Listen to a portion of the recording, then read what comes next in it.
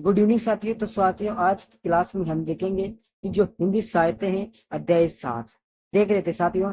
भरत राम का प्रेम और तुलसीदास के पद, इसकी जो सप्रसिद्ध व्याख्या थी वो हमने देख ली थी साथियों कल। और इसके आज हम देखेंगे पाठ के अभ्यास प्रश्न जो इम्पोर्टेंट है साथियों, वो की परीक्षा की दृष्टि से। ओके साथियों, शुरू करते हैं क्लास। क्लास शुरू करने से पहले ऐसे छोटे से रिक्वेस्ट है साथियों कि एग्जाम स्टडी चैनल को सब्सक्राइब करें। 500 की सब्सक्राइब की फैमिली हमारी कंप्लीट होने वाली है। ओनली फॉर 7 और यहाँ पे 8 सब्सक्राइब कम है साथियों। तो जल्दी फटाफट से इनको कंप्लीट कर दो और 500 की सब्सक्राइब को जल्दी कर दो साथियों।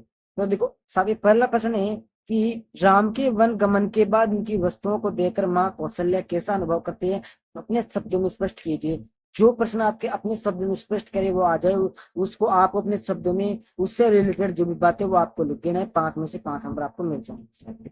तो देखो साथियों, राम के वन गमन जाने के बाद माँ उनकी वस्तु देखकर भाव विभोर हो जाती है। उनका स्नेह आंसुओं के रूप में आंखों से छलक पड़ता है। उन्हें राजभवन में तथा राम के भवन में राम में दिखाई देते हैं। यानी कि जो भवन है उनका राजभवन था, उनमें हर तरफ राम ही राम दिखाई देते थे। उनकी आंखें हर स्थान पर राम को देखती है और जब उन्हें इस बात का स्मरण आता कि राम उनके पास भी नहीं है, वह 14 वर्षों के लिए उनसे दूर चले गए, 1 साल और 4 महीनों के लिए, तो वे चित्र के समान चकित और स्तब्ध रह जाते थे। वे राम से जुड़ी वस्तुओं को नेत्र से लगा लेते थे, अपनी आंखों से लगा लेते थे। राम से जो भी चीजें जुड़ी हुई थी उनको वह इतनी व्याकुल हो जाती है कि उन्हें स्वयं भी शुद्ध नहीं रहता। वो खुद को पता नहीं रहता कि पुत्र के कष्टों का भाव भान करते हुए भी और भी दुखी हो जाएगा। तो वो पता नहीं कहाँ से कहाँ चले जाते हैं, उनको खुद को भी पता नहीं रहता था सब। और दूसरा प्रश्न आता है कि रही चकी चित्र लिखी सी पंक्ति का मर्म अपने शब्दों में स्पष्ट कीजिए। यानी कि मर्म यानी कि अपना भाव स्पष्ट कीजिए। इस पंक्ति में पुत्र वियोग ने माता का दुख दृष्टिगोचर होता है। माता कौशल्या राम से हुए वियोग के कारण दुखी और आहत है। वे राम की वस्तुओं को देखकर स्वयं को बहलाने का प्रयास करते हैं। उनका दुख कम होने के बजाय उनका दुख कम होने के स्थान पर बढ़ता चला जाता है। परंतु जब राम के वनवासी जीवन का स्मरण करती है तो हैरान से भरे हुए चित्र के समान स्थिर हो जाती है। जैसे चित्र में दिखा स्त्री के मुख तथा शरीर में किसी तरह का हाव भाव विद्यमान नहीं होता, वैसे ही राम दुखद अवस्था का भान करके माता कौशल्या चकित हुई तथा स्तब्ध अवस्था में होने के कारण हिलती भी नहीं थी, हिलती डुलती नहीं थी साथ। अतः तीसरा प्रश्न आता है, गीतावली में संकलित पद राधो एक बार फिर आओ में निहित करे न और संदेश, यानी और किस प्रकार के संदेश को कैसे संदेश देता है, इसको अपने शब्दों में स्पष्ट कीजिए। तो प्रस्तुत पंक्ति में माता कौशल्या का दुख और पुत्र वियोग दृष्टिगोचर होता है।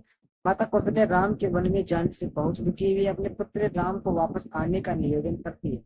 कौशल्या का यह निवेदन अपने लिए नहीं बल्कि राम के घोड़े के लिए है। राम का घोड़ा उनके जाने से बहुत दुखी है, वह भारत की देखभाल के बाद भी कमजोर होता जा रहा है। कौशल्या माता से उनका दुख नहीं देखा जाता है।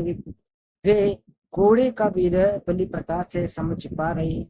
दोनों ही राम को बहुत प्रेम करते हैं रो पड़ता है और वे कहने के लिए विवश हो जाते हैं कि राम तुम एक बार लौट कर आ जाओ, मेरे लिए नहीं अपने प्रिय घोड़े के लिए आ जाओ। घोड़े भी हम अपने जो राम जी थे उनके से राम जी थे उनके जाने के बाद वियोग हो जाते हैं, रोने लग जाते हैं। तो माता कौशल्या होगा दुखी होती है। चौथा प्रश्न आता है कि उपमा अलंकार के 2 उदाहरण छांटिए। उत्प्रेक्ष अलंकार का प्रयोग कहाँ और क्यों किया गया, उदाहरण सहित उल्लेख करना है।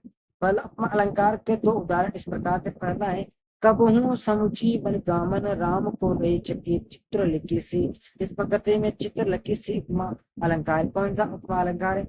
इसमें माता कौशल्या की दशा का वर्णन चित्र रूप में उकेरी गई है, उकेरी गई से किया गया है साथ।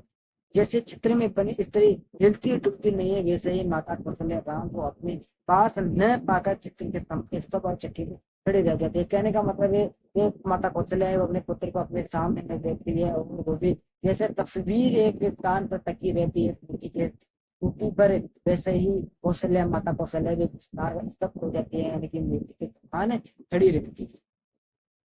दूसरा है कि तुलसीदास वह समय कहे में लगती बीती सकी सी। दूसरा उदाहरण है कि इस पंक्ति में सी में उपमा अलंकार है, इसमें माता कौशल्या की दशा मोरनी के समान दिखाई गई, जो वर्षा के समय प्रसन्न होकर नाचती, परंतु जब उसकी दृष्टि अपने पैरों पर जाती है तो वह झो पड़ती है। क्लियर हुआ? आगे आता है उत्प्रेक्षा अलंकार का प्रयोग गीतावली के दूसरे पद की इस पंक्ति में हुआ है, तदबी दिन ही दिन हो जावरे मनहु कमल।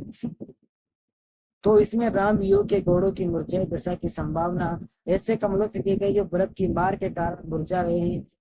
बर्फ की मार यानी कि जहां पर ज्यादा बर्फ रहता है, जहाँ ठंड रहती है, उसकी मार, उसकी ठंड के कारण गुलाब के फूल मुरझा जाते हैं। ऐसा करके तुलसीदास जी घोड़ों की दशा का सटीक वर्णन किया है। तो इस अलंकार का प्रयोग कर कवि ने उपमेय उपमेय अपमान की संभावना का पद का सौंदर्य निखार दिया है और घोड़ों का दुख बहुत सचिव रूप में उभर कर सामने। क्लियर हुआ? अगला पांचवा प्रश्न है कि मही सकल अनरत कर मूला पंक्ति द्वारा भरत के विचार भावना का स्पष्टीकरण कीजिए। तो प्रस्तुत पंक्ति में भरत स्वयं के प्रति अपना दृष्टिकोण अभिव्यक्त करते हैं। भरत मानते हैं कि इस पृथ्वी में जितना भी अनंत हो रहा है वे इन सब के मूल हैं, अर्थात कारण ये सब घटनाएं घट रही है। इस प्रकार के स्वयं को दोषी मानते हुए दुखी हो रहे हैं। ऐसा प्रतीत होता है कि मानव अपराध बोझ के नीचे दबे हुए हैं, जिसका बोझ में असाध्य दुख दे रहा है। उनके मन में किसी के लिए भी भेदभाव तथा कलुषित भावना विद्यमान नहीं है। जो है वे स्वयं को इस प्रकार जिम्मेदार मानते हुए माता कहते तो कहे कटु सत्य के लिए इस प्रकार प्रकट करते हैं, इसको पता चलता है कि सच्चे भरत सच्चे समाजशील और सहृदय व्यक्ति। क्लियर? बहुत इंपॉर्टेंट प्रश्न सारे जो पता है। छठा प्रश्न है कि भरही की पौधव भाली सुशाली मुकुता प्रसव की कम्बुक काली पत्ती में छिपे भाव और शिल्प सौंदर्य को स्पष्ट कीजिए।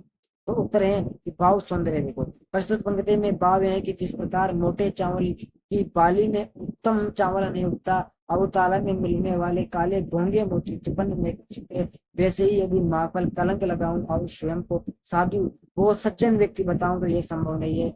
संसार में कहा मैं के का पक्ष जाऊंगा। शिल्प सौंदर्य है कि तुलसीदास ने अवधी भाषा का प्रयोग किया है। ये चौपाई छंद में लिखा गया भाषा प्रवाही मेरी। इसकी शैली गे है। इसकी शैली कौन सी गे है कि कौतो अनुप्रकाश अलंकार का प्रयोग है। कि कौतो में कौन सा अनुप्रकाश अलंकार का प्रयोग किया गया? उदाहरण हिसाब। सातवां है कि फटीर पदों के आधार पर सिद्ध कीजिए कि तुलसीदास का भाषा का पूरा अधिकार था साधे। तो इसमें इसको भी स्पष्टकरण कर लेते हैं।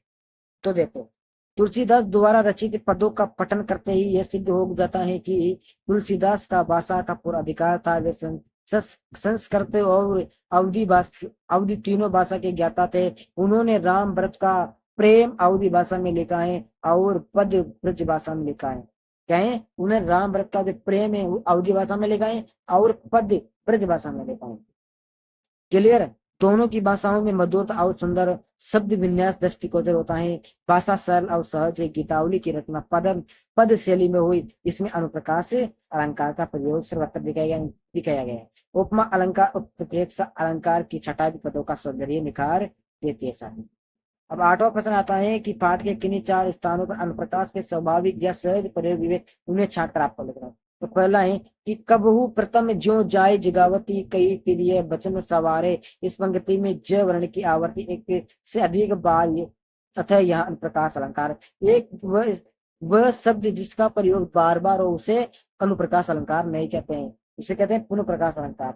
लेकिन यहाँ अनुप्रकाश ज शब्द की ज वर्ण है, उसकी आवर्ती बार बार हो गए।